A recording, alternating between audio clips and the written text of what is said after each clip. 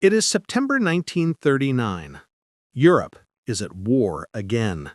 Only 2 decades have passed since the First World War ended in the mud and blood of the Western Front, but already the world is sliding into another disaster, faster, louder, and more mechanized than anyone imagined possible. This time, Germany moves with terrifying speed, armed with stronger weapons, better trained soldiers, and a doctrine built on overwhelming tempo and coordination. They call it Blitzkrieg, Lightning War. On September 1, 1939, at 4:45 a.m., German troops cross the Polish border near the town of Mokra, and the Second World War begins. The Polish army is brave but small, outnumbered nearly 2-to-1, with fewer than 1 million men mobilized against Germany's 1.5 million. Its equipment is old and unevenly distributed. Some units still carry Mauser rifles from the 1910s, while others have barely trained with their new-issue weapons. The soldiers, many of them reservists in their late 20s or early 30s, farmers and clerks called up just weeks before, fight with desperate courage, but the enemy's tanks, Stuka dive bombers, and seamless radio coordination give the Germans a crushing advantage. Most Polish infantry divisions have to fight without proper anti-tank weapons. Even their best anti-tank rifle, the WZ.35, is scarce and ineffective beyond 100 meters. Their armored units rely heavily on light vehicles built during the 1930s, relics of a peacetime budget that never anticipated total war. Among them are small tracked machines called tankettes. These are not real tanks, not by the standards of 1939. They are tiny, fast, and thin-skinned vehicles designed for reconnaissance and infantry support, not for dueling enemy armor. One of these vehicles is the TKS tankette, a Polish-designed machine based on the earlier TK3 model, itself derived from a British Carden-Loyd carrier. To call it a tank is generous, even ironic. It was so small that it barely stood taller than a man's waist, just 1.32 meters high, and measured only 2.58 meters in length. It weighed less than 3 tons, 2.75 tons to be exact, about the same as a modern Ford F-250 pickup truck. Its armor was a mere 8 to 10 millimeters thick on the front, enough to stop rifle bullets and shell fragments at long range, but utterly useless against anything heavier than a heavy machine gun. Its standard armament was a single 7.92 millimeter WZ-25 Hotchkiss machine gun, mounted in a tiny hand-cranked turret that offered almost no protection to the gunner. Useful against infantry, yes, but laughably inadequate against even the lightest armored vehicle like the German Panzer I. The crew consisted of just 2 men, a driver, usually in his early 20s, and a commander, who also served as gunner, loader, and, if the vehicle was one of the rare few equipped with one, radio operator. Radios were a luxury. Fewer than 10% of TKS tankettes had them, and those that did used the outdated Polish-designed WZ-34 radio set with a range of barely 2 kilometers and prone to static in damp weather. These little machines were designed in 1933 by engineer Edward Habich at the state-owned PZ Insek factory in Warsaw, intended for scouting ahead of cavalry brigades or supporting infantry in open terrain. They were never meant to face the steel behemoths now rolling across Poland. Because of their size, skittering movements, and uncanny ability to vanish into ditches or hedgerows, Polish soldiers affectionately nicknamed them karaluchy, Polish for cockroaches. It was a term of endearment mixed with dark humor. Like cockroaches, they were small, hard to crush, and seemed to appear everywhere, darting through fields, hiding in farmyards, and reappearing when least expected. But no one seriously believed these tiny machines could stand up to the might of the German panzer divisions, whose ranks included the Panzer II, III, and IV, vehicles that weighed 10 to 18 times more and carried cannons capable of leveling buildings. In the grand scheme of modern warfare, the TKS was a relic, outdated before the war even began, a symbol of Poland's tragic underpreparedness. But not all TKS vehicles are the same. In a desperate attempt to modernize, the Polish army had, in 1939, begun retrofitting a small number, fewer than 2 dozen, of these tankettes with a 20mm FKA WZ-38 autocannon, a license-built version of the Danish Mauser 20mm gun. This weapon, though compact, was fearsome. It fired high-velocity armor-piercing or high-explosive incendiary rounds at a rate of 300 rounds per minute, with enough punch to penetrate up to 30 millimeters of steel at 100 meters. Enough to threaten the sides or rear of even a Panzer IV if fired from close range. In skilled hands and with the element of surprise, this fragile tankette could become a deadly ambusher. One of these modified tankettes belongs to Section Commander Edmund Roman Orlik. He is just 23 years old, born in 1916 in the industrial city of Lodz, but already hardened by months of border skirmishes and military drills. Lean, with sharp eyes and a quiet demeanor, Orlik trained at the Armored Forces Training Center in Modlin before the war, specializing in reconnaissance and small unit ambush tactics. Now, as German forces pushed deeper into central Poland, he and his men, mostly conscripts from rural Masovia, aged 19 to 28, used their tiny machines not to win battles, but to delay, harass, and buy time for retreating units. By mid-September, the situation is grim. Warsaw is under siege, its suburbs already bombed into rubble by the Luftwaffe. Most organized resistance has collapsed into isolated pockets. German armor, panzers, armored cars, and half-tracks is roaming the countryside unchecked, crushing what's left of Polish formations with brutal efficiency. The roads are choked with refugees, families pushing carts loaded with mattresses and chickens, priests leading processions of the wounded, and horses collapsing in the dust. The Polish soldiers who remain fight in scattered groups, using forests, riverbanks, and abandoned farmsteads as cover, trying to slow the German advance toward the capital. In the woods near the small village of Pociecha, population barely 300, situated in the Kępinos forest northwest of Warsaw, where birch and pine trees grow thick and the ground stays damp even in late summer, Orlik's section hides among the underbrush. His unit consists of 3 TKS tankettes, painted in faded khaki with mud splattered up to their tracks. One of them is his own, chassis number TKS 1127, fitted with the 20mm autocannon and a canvas tarp hastily draped over the rear to muffle engine noise. They have less than 20 liters of fuel left between them, only 47 rounds for the 20mm gun, and no support from artillery or infantry. The men are exhausted. Some haven't slept more than 2 hours in 3 days, but their eyes are alert, scanning the tree line. The morning of September 18th is quiet. The air is cool and still, carrying the scent of wet earth and pine resin. Dew clings to spider webs strung between ferns. The forest gives excellent cover, and the soft, loamy soil hides their tracks completely.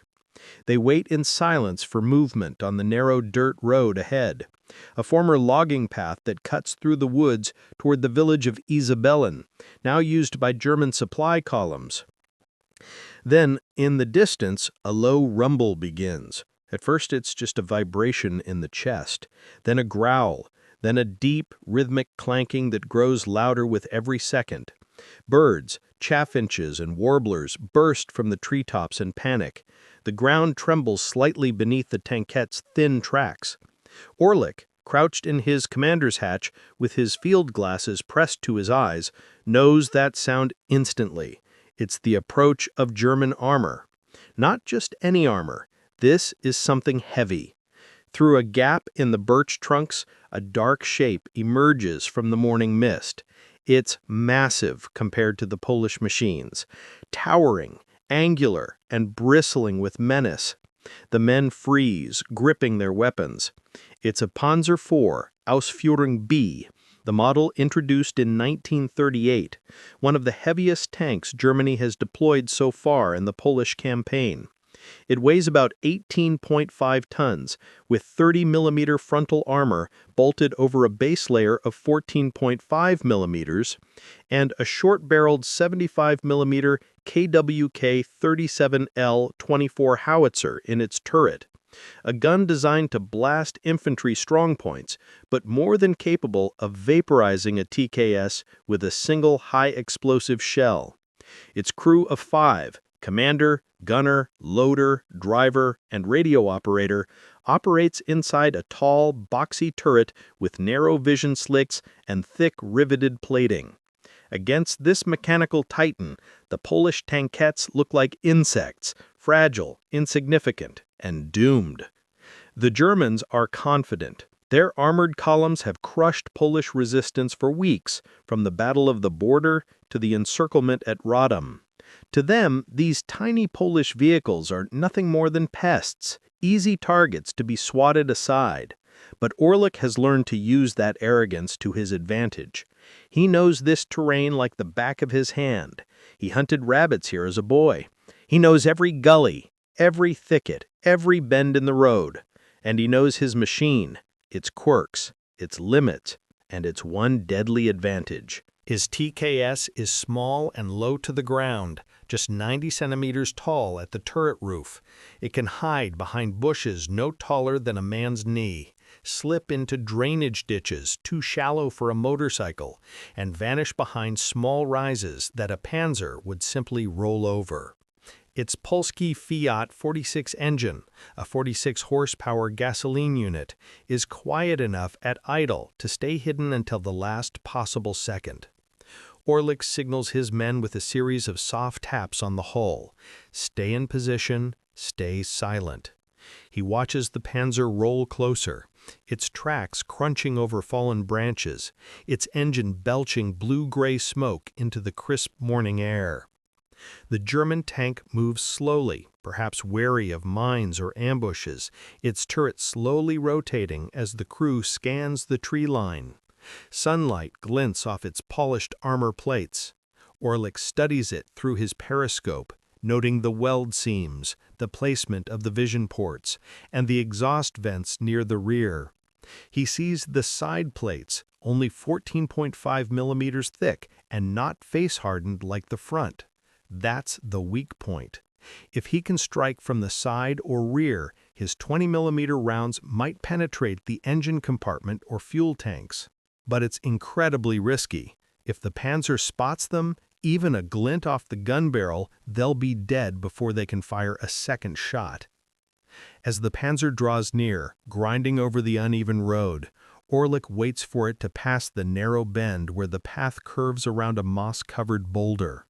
When the tank turns, its right flank becomes fully exposed to the forest edge, just 35 meters away. He grips the firing controls, his knuckles white. He takes a slow breath, exhales, and whispers a prayer his mother taught him. He knows this might be his only chance. He presses the trigger. The 20mm gun kicks hard against its recoil buffer, firing a controlled burst of 5 rounds in under 2 seconds. The shots hit the side of the German tank in a tight group just behind the turret. Sparks flash like struck flint, metal clangs, a sharp, ringing sound. One round punches through the thin armor plate near the engine compartment. Smoke, thick and oily, bursts from the ventilation grills. The Panzer jerks to a stop, its tracks skidding in the dirt. The turret swings violently toward the trees, searching for the unseen attacker. Orlik barks an order in Polish. "Cofnij! Cofnij!" Back up, back up. His driver, 21-year-old Jan Kowalski from a village near Plock, jams the reverse gear. The TKS lurches backward a few meters, vanishing behind a thicket of alder saplings. Another burst, this time aimed at the rear hull where the fuel tanks sit. 2 more hits. A gout of flame erupts from the engine deck. The Panzer's rear begins to burn. orange flames licking up the turret base. Inside the German tank, chaos erupts. The crew tries to escape, throwing open the driver's hatch and the commander's cupola. One man, a young Panzer grenadier with a bloodied face, staggers out, only to collapse as Orlik fires again, his last round striking the open turret ring, jamming the traverse mechanism. The movement stops. The great tank is burning, its ammunition beginning to cook off with muffled pops. The men in the other TKS tankettes, barely 20 meters away, watch in stunned silence. They have just seen one of Germany's strongest tanks, a symbol of Nazi invincibility, destroyed by one of Poland's smallest, oldest machines. The moment feels unreal, dreamlike. The forest echoes with the crackle of burning metal and the hiss of cooling tracks. Orlik doesn't celebrate. He doesn't even smile. He knows more will come. The Germans never travel alone, never. He signals for his loader to hand him the last 5 rounds from the reserve box. He reloads quickly, methodically, his eyes never leaving the road. Then he points to a new position, a sunken drainage ditch, 50 meters east, and motions for the section to move. In the distance, beyond the burning hulk, more engines roar, deeper, multiplied. A column of German vehicles approaches, another Panzer IV, 2 SDKF 231 armored cars, and a half-track full of infantry. Dust rises above the treetops. Orlik's crew stays low, hidden in the brush, their faces streaked with soot and sweat. They can't fight a whole group head-on, but maybe, just maybe, they can strike again from the shadows. The burning Panzer sends a thick column of smoke into the sky. It smells of fuel, metal, and burnt oil. Orlik watches for a moment, then shifts his focus. He knows the Germans will react fast. They never let an attack go unanswered. He moves his tankette deeper into the woods, following a narrow trail. His driver keeps the engine at low speed to stay quiet. The other 2 Polish crews follow close behind. They know they can't fight in open ground. Their best defense is the forest itself.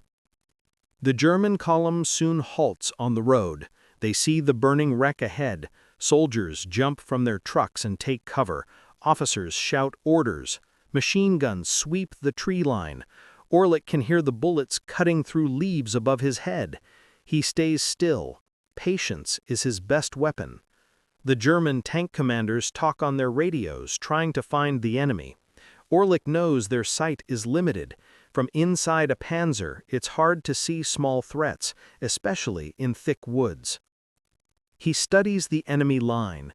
2 more tanks move forward to inspect the wreck. One is another Panzer IV, and the other is a lighter Panzer II, armed with a 20mm gun similar to his own. The Panzer II is dangerous, but not as well armored. Orlik decides to take another chance. He signals to his men to split up. One tankette stays on the left flank, another on the right, while Orlik positions in the center. They form a rough triangle hidden by trees. He waits until the German tanks are close enough to see the burning wreck clearly. The Panzer II stops to check the damage, its turret facing the wrong way. Orlik takes aim. He fires a short burst. The 20mm rounds hit the side armor, and sparks flash again. The Panzer II jerks, then stops. Orlik fires another burst. One round enters through the vision slit. The Panzer II bursts into flames. The German Panzer IV immediately fires back. Its 75mm gun roars, and a shell smashes into the trees near Orlik's position. Dirt and wood explode around him. The tankette shakes from the blast, but the shot missed. Orlik orders his driver to reverse. They move behind thicker trees and change direction. The German gunner fires again, hitting only branches. Orlik stops, peers through the periscope, and sees the Panzer's flank. He lines up his shot. Another burst. This time the rounds hit near the turret ring. One penetrates. The Panzer slows. Smoke seeps from the hatches. The turret stops moving. The crew bails out, running for cover. Orlik's men hold their breath. 2 German tanks down, both larger than their own vehicles. It feels impossible, yet it's real. They have become the hunters. The Germans now realize they are dealing with skilled opponents.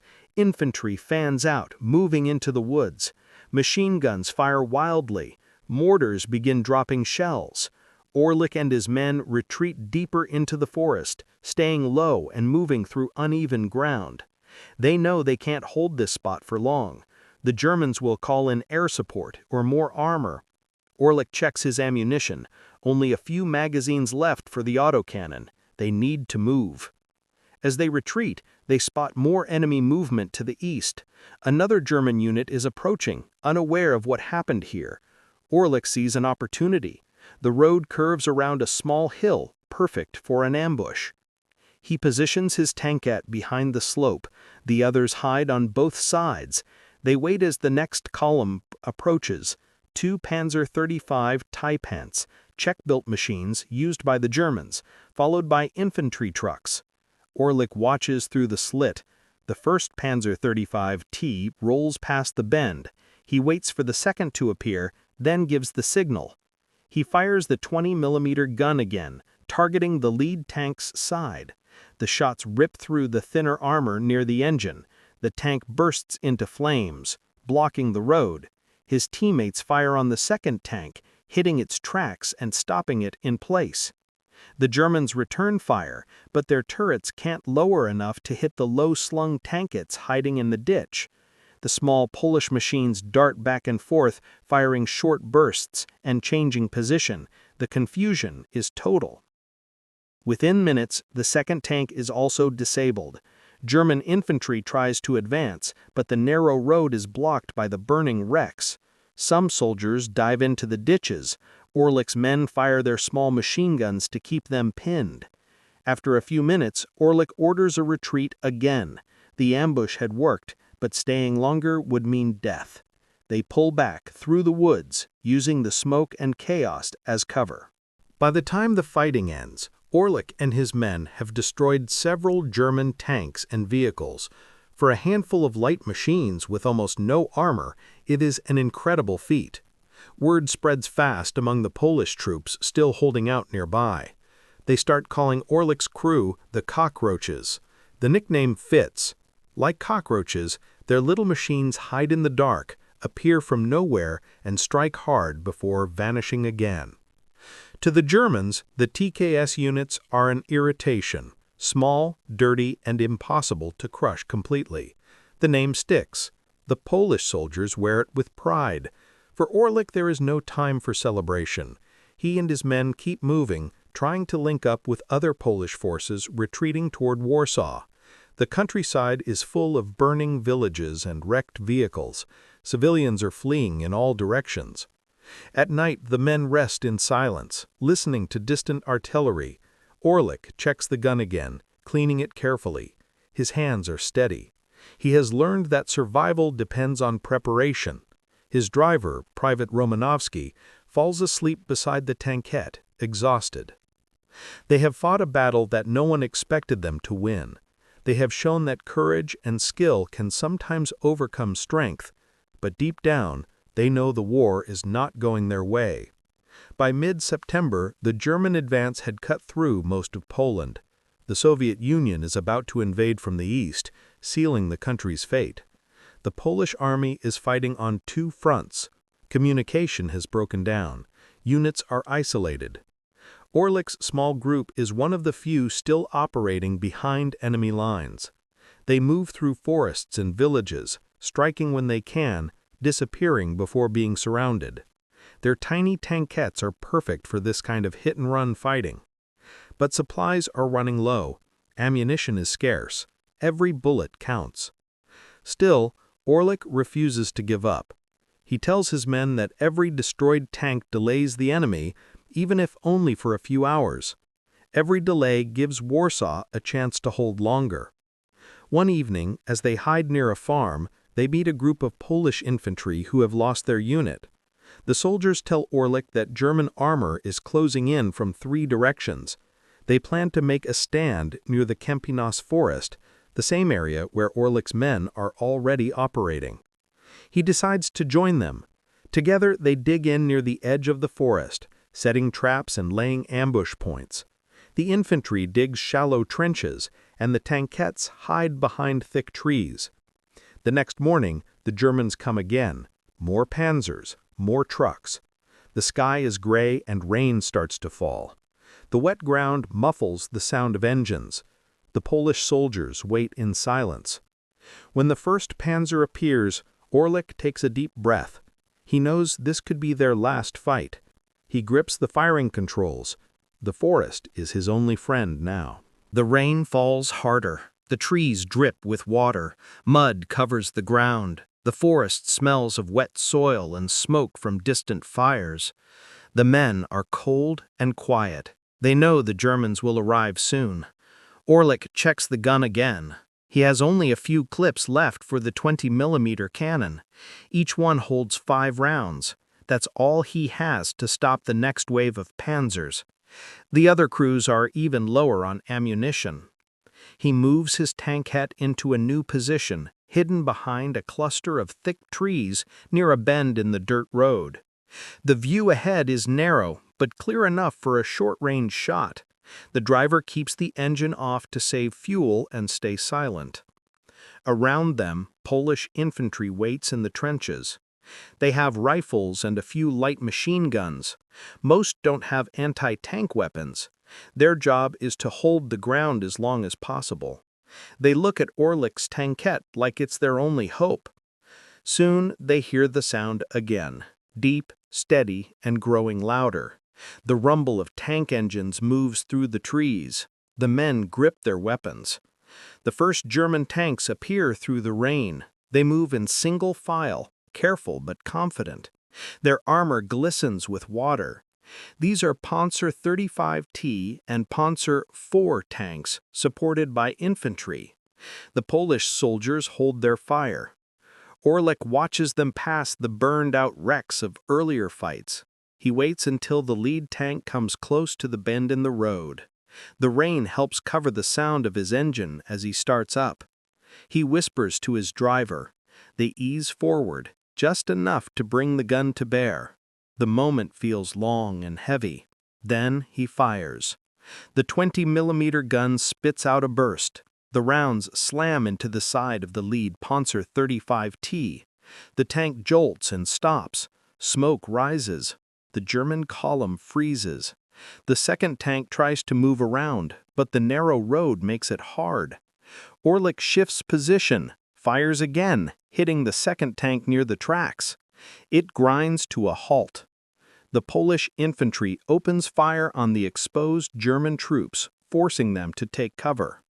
The Germans fire back with everything they have. Machine guns rake the trees. Shells burst near the trenches. Orlik keeps moving, firing short bursts from different angles. He knows standing still means death.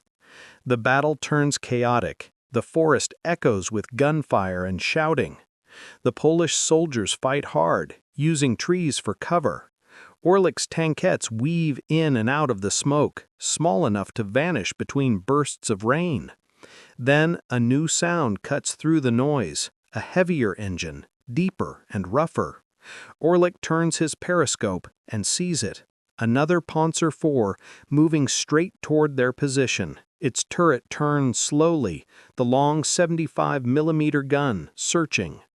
Orlik knows he can't fight it head-on. He signals his driver to move to the right, using fallen trees for cover. The Panzer fires. The shell crashes into the mud, throwing dirt over them. The shockwave hits like a punch. They keep moving, trying to flank the bigger tank. The German crew fires again, this time closer. Splinters of wood slice the air. The Polish driver swerves, barely missing a shell that landed where they had been seconds before. Finally, they find an angle. The Panzer's side is visible through the trees. Orlik takes aim. He fires a full burst of 5 rounds. The shots strike near the rear armor. One round penetrates. Smoke starts to pour from the vents. He reloads quickly. Another burst. Flames rise. The Panzer stops moving. The crew tries to escape, but Polish rifle fire keeps them pinned. Within moments, the tank explodes, lighting up the forest with orange fire. The men cheer, but it's short-lived. More German vehicles are arriving. Orlik counts at least 3 tanks and several trucks full of infantry. The Polish line is breaking. He knows they can't hold much longer. He orders the other TKS crews to pull back deeper into the woods while he covers the retreat. His small machine keeps firing short bursts to keep the Germans cautious. The enemy pushes forward, but the terrain slows them. Fallen trees and mud make the road nearly impossible for heavy tanks. Orlik uses that to his advantage, hitting any target of opportunity and then moving again. As night falls, the battle fades. The Germans take the ground, but their advance has been delayed for hours.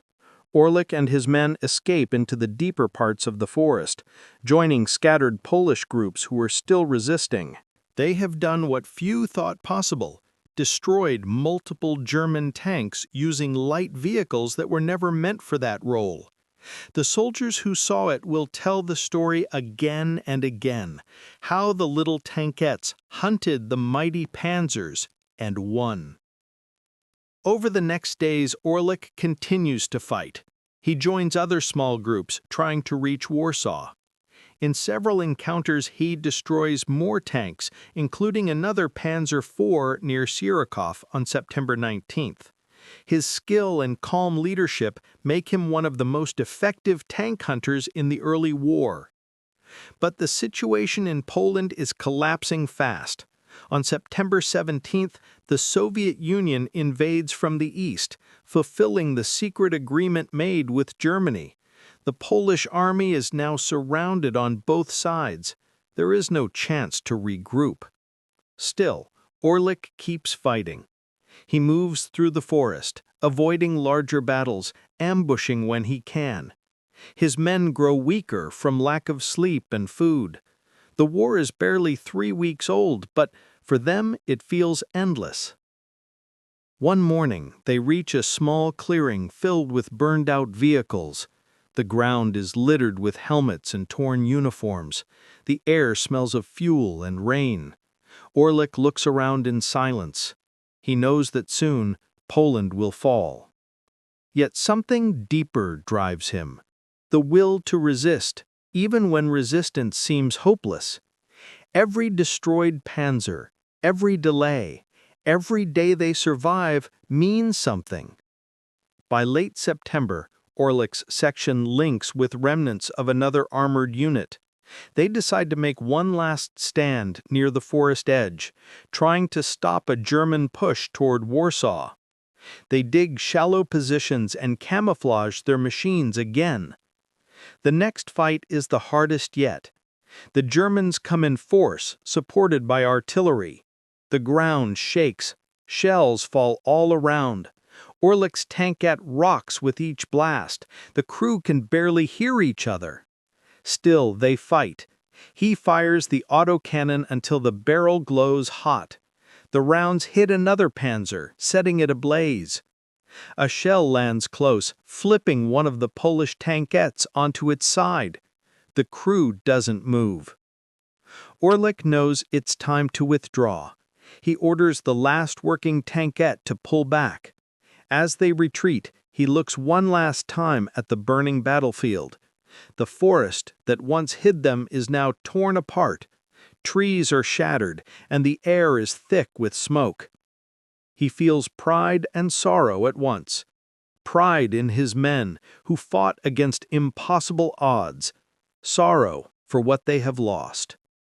They disappear into the forest again, small shapes in the dark. The cockroaches who refused to die. The days grow shorter, and the forest becomes colder. Orlik and his crew move cautiously, always alert for German patrols. Food is scarce, and water is cold and muddy. The men are tired, but they keep going. They know Warsaw is still resisting, and every day they survive gives the city more time.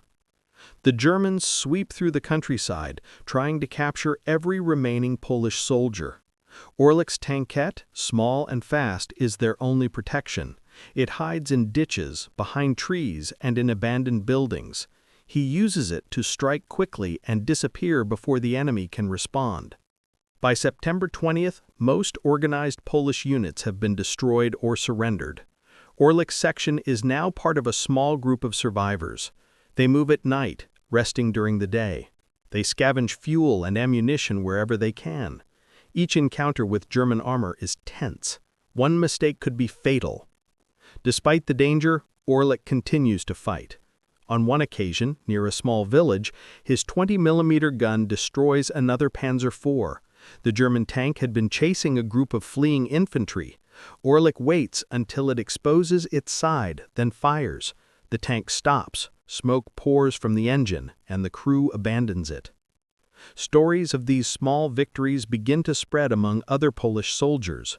They call Orlik and his men the Cockroaches. The nickname is not just because of their small vehicles, but because they strike unexpectedly, survive when others would not, and disappear into the shadows. The fighting continues through late September. Warsaw is under siege and the Polish army is surrounded. Orlik's unit participates in delaying actions, ambushes, and hit-and-run attacks. Each day they destroy enemy vehicles, but numbers tell the story. The German advance is relentless. On September 27th, Warsaw falls. The city surrenders after weeks of fighting. The Polish army is defeated, and the country is occupied by German and Soviet forces. Orlik and his men survive by retreating westward, avoiding larger battles. Their small tankettes are no match for organized German armor in open terrain, so they stick to forests, ditches, and narrow roads. By the end of September, Orlik has proven himself as one of the most effective anti-tank fighters in Poland. His skill, calmness under pressure, and clever use of terrain allow him to destroy several tanks that seemed impossible for such small machines to defeat. His actions show that courage, intelligence, and precise tactics can sometimes overcome size and power fire. After Poland falls, Orlik continues to serve in the military. He joins resistance and later fights with Allied forces. His early battles near Pociecha remain legendary among tank enthusiasts and historians. They study the ambushes, the tactics, and the daring maneuvers that allowed tiny tankettes to strike fear into the crews of much larger vehicles. The story of Orlik and his cockroaches becomes more than a military anecdote. It is a tale of ingenuity, courage, and determination. It reminds us that even in overwhelming circumstances, small actions can have a significant impact. One young officer, in a tiny vehicle facing massive tanks, showed the world that skill and bravery are as important as size and power fire. The battlefield is quiet now. The forests of Pociecha and surrounding areas carry the memory of those early days of World War II. Burned tanks, abandoned weapons, and shattered villages stand as a silent testament to the fight. For most people, these small tankettes would seem insignificant, but for those who faced them, they were deadly, relentless, and unforgettable. Edmund Roman Orlik's name lives on.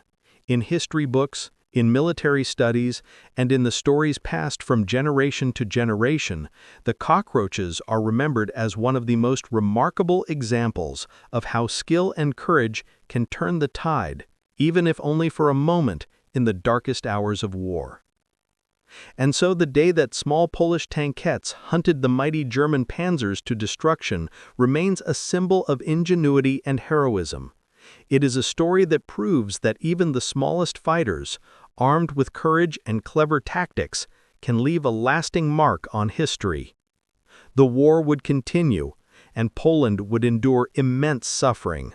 But the tale of the cockroaches reminds us that bravery comes in all sizes. One determined officer and his tiny vehicles showed that history is made not only by the strongest and the largest, but by those who dare to fight against impossible odds.